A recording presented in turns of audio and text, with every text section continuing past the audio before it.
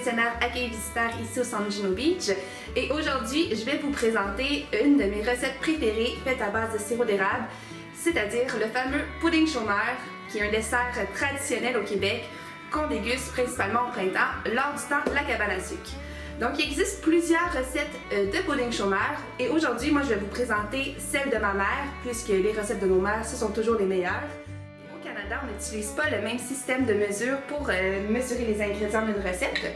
Donc, on a un système de tasses pour mesurer les ingrédients en plus grande quantité, mais on a également un système de cuillère à thé et à table, comme ceci, pour mesurer les plus petites quantités d'ingrédients. Alors, il faut savoir que même pour les températures, ce ne sont pas les mêmes au Canada. Donc, notre pudding chômeur, traditionnellement au Québec, doit être cuit à une température de 350 Fahrenheit et en France, ça correspond à 180 degrés Celsius. Alors, première étape de la recette, vous allez avoir besoin d'une casserole qu'on met sur le feu et on va venir mélanger l'eau et notre sirop d'érable.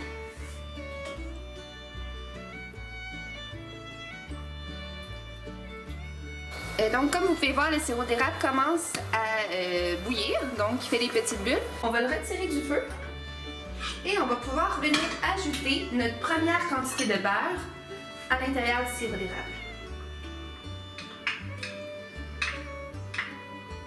Donc, on laisse le beurre fondre et on laisse cette portion de la recette de côté pendant qu'on s'occupe des ingrédients secs. Donc, on va battre maintenant notre œuf avant de nous occuper de nos ingrédients secs.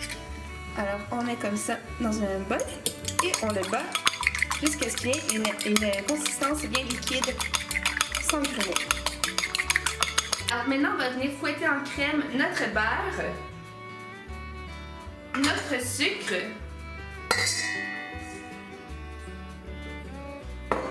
et notre œuf battu.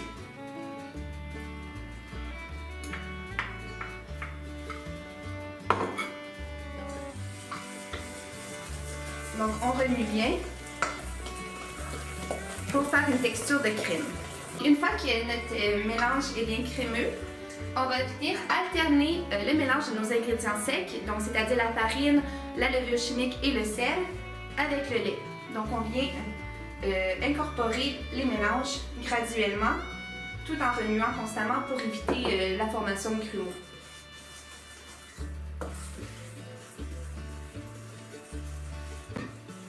Je vais venir rajouter un petit peu de lait, comme ça.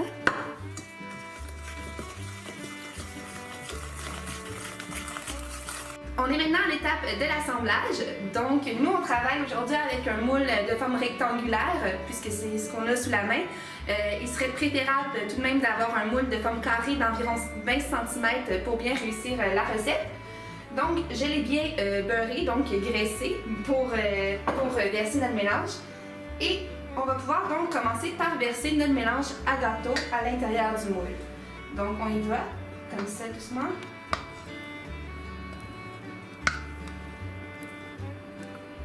Donc, maintenant qu'on a mis notre mélange et qu'on l'a bien réparti dans le moule, on va pouvoir venir verser notre mélange de sirop d'érable sur le gâteau.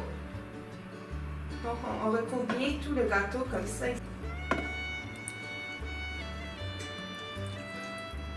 Et pour terminer, en fait, on va venir étendre une petite couche de noix de coco râpée sur le dessus.